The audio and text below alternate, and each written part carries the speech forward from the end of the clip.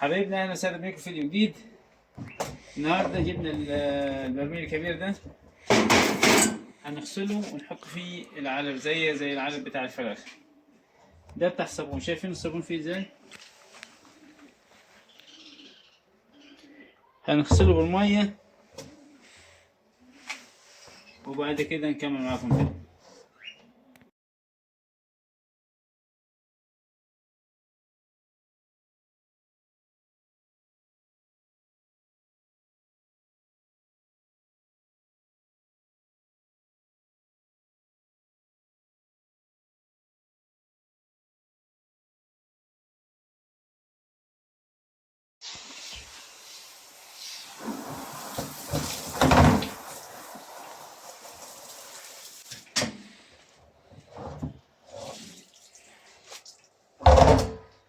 بعد ما غسلناه كده عشان ده مكانه صابون، هسيبه كده زي 10 دقايق وبعد كده انشفه،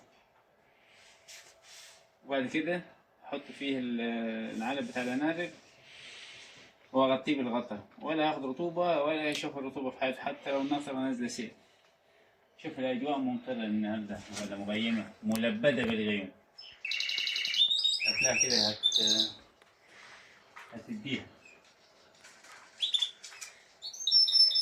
المفروض كل العنب ده نقصه من الشهر الجاي، أول ما نخش كده في نهاية 12 كل الفروع الصغيرة دي تتقص. كملوا معانا الفيديو.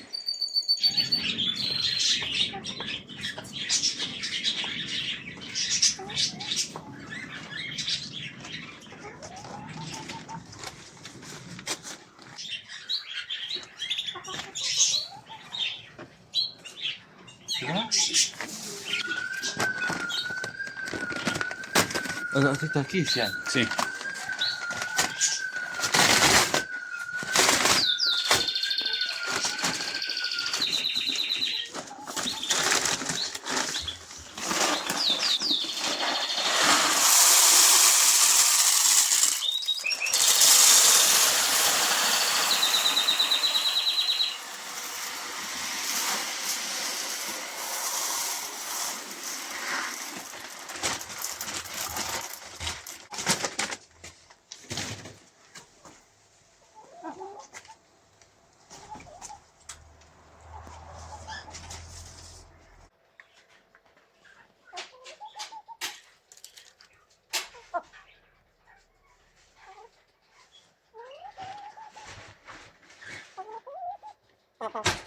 فراخ سود، الريش بتاعها أبيض ناعم،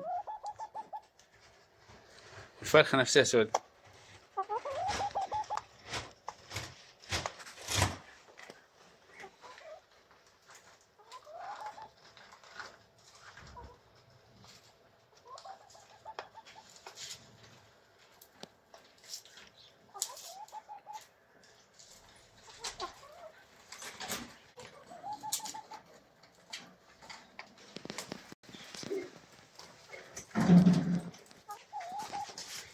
شغل دماغك عشان ما تتعبش في البلد دي. طبعا لازم تشغل دماغك عشان ما تبذلش مجهود كتير.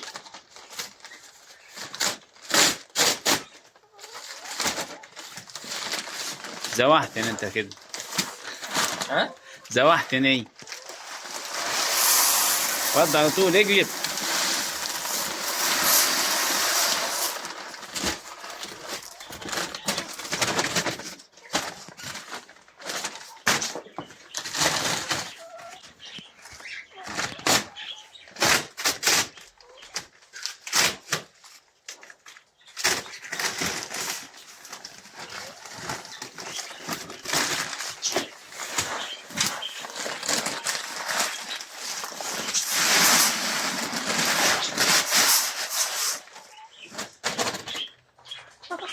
دول كده 3 شكاير. هات الغطا بتاعهم كده من ورا على الخشبات اللي هناك دول.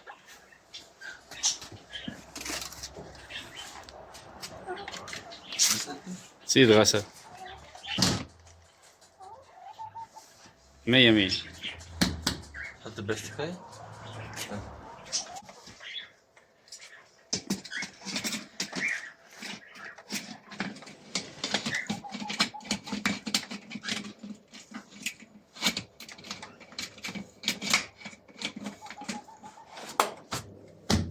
نشوفها السنة الجاية.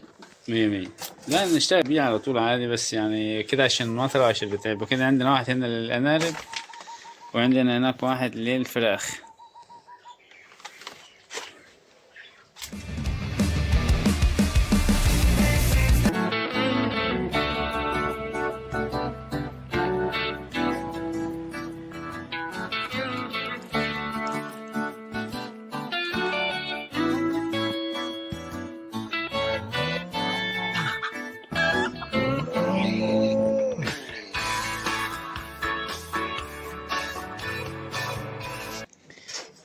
وهنا لقيت فيه مشكلة عند العصفور الكناري،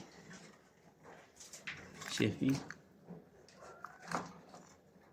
شكله حد ضربه في رجله ولا حاجة من العصافير التانيين. دي مشكلة تربية العصافير جماعية أو من البرد، مش عارف. كانت عندي مشكلة هنا في الحمامة التانية دي، مش قادرة تمشي، تحس إن هي عليها بيضة ومش قادرة تبيض من 3 أيام. ده بيضة هنا في العلافة، شايفين ازاي؟ بيضة ومكسورة ضعيفة. ده كده يبقوا محتاجين كالسيوم، لازما نديهم حاجة تحفزهم على البيضة، تكون قشرتها شديدة. أجيب له 100، ممكن أجيب لهم عظمة حبار وأقشره لهم، لأن دي برضه بيضاهم بس هي ضعاف خالص.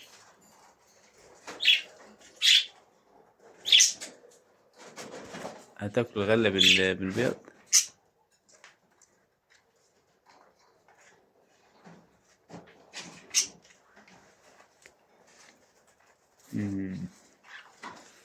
مشكلة.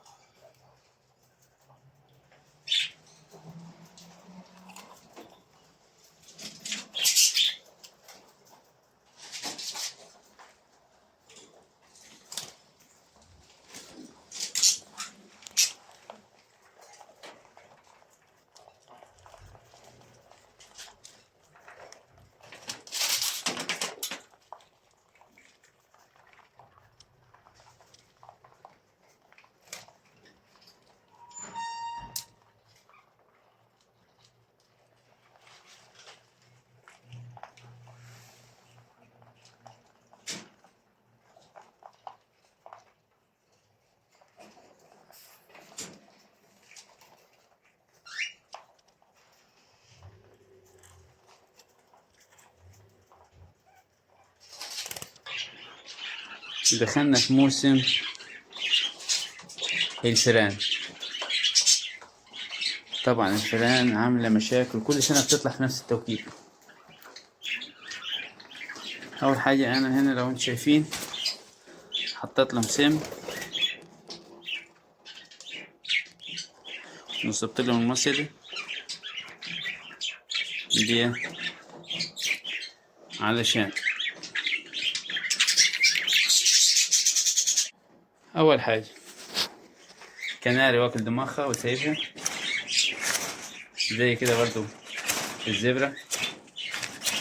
اهدى يا عم شوي، لازم لما تصدق بلاقي البتاع عايز ياكل. اهدى قدامك لعلك مش عايز تاكل. شايف اخواتك كلهم؟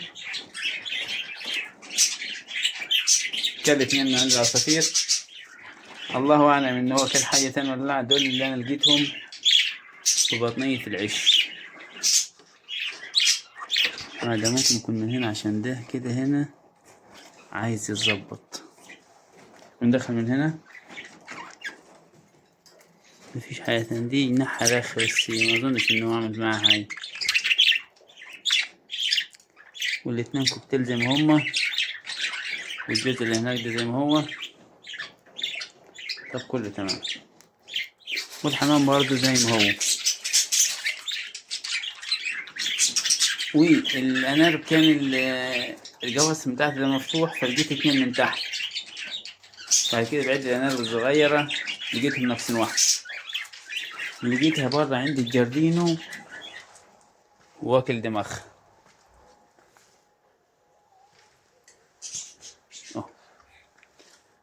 واكل دماغها هنا اهو. حطها هنا وكده اهو في النور عشان نشوف ايه اللي كلوا منها الفار. يا دوب كل دماغها بس.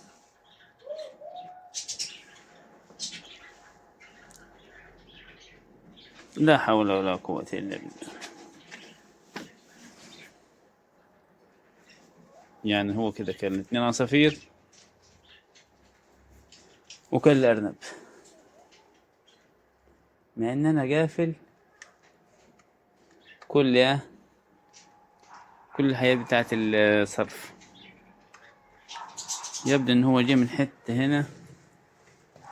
طبعا الدنيا هنا ظلمة مش هنشوف حاجة.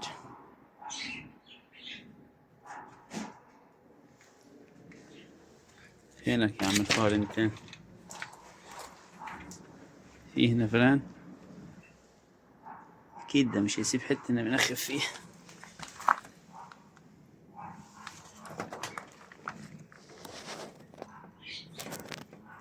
حبيبي عامل هنا طبعا الجحول بتاعته،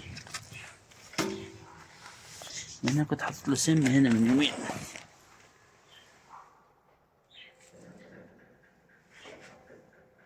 اوكي طيب بكرة ان شاء الله في النوارة هشوفك انت ايه اخبارك. يعني هتوصى بيك برضه. انا عندي سم كتير من السنة اللي فاتت وشيلهم لك. يكشي بس اشفى غليل كده حتى شاف واحد ميت. اوكي. مشكلة تربية العصافير الجماعية، أول ما دخل يتجوز واحدة يبتدوا يتخانقوا مع بعضهم.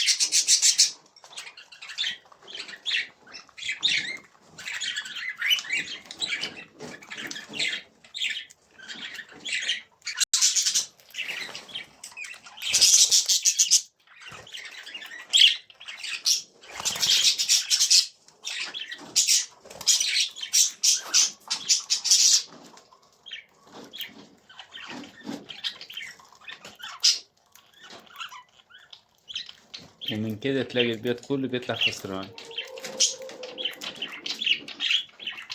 بتفشل عملية التلقيح للأنثى.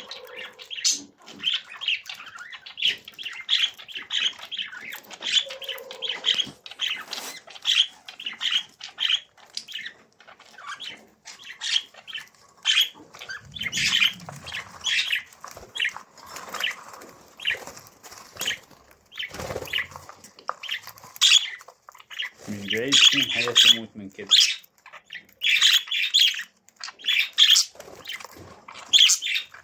في تجاوز كده.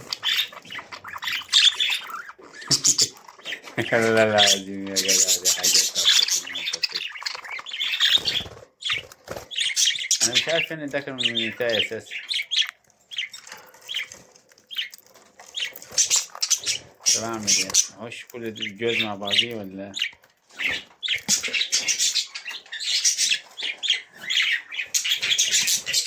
خلاص يا ابني انت وهو. وعندي الأخت دي كده كل مرة تبيض والبيض بتاعها يطلع مروج. غيرت لها الدكر، جبت لها الدكر الأحمر اللي هناك، نفس المشكلة. كان في الأول معاها الدكر الأبيض اللي هناك اللي تبعها أهو، برضه مفيش فايدة.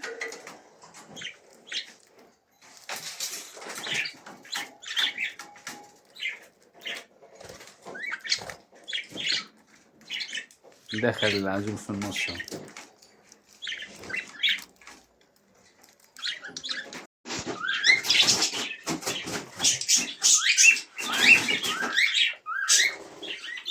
ومع أحلى صوت للكناري وللعصافير وللكوكتيل نختم معاكم فيديو الأسبوع ده، وإلى اللقاء في فيديو جديد.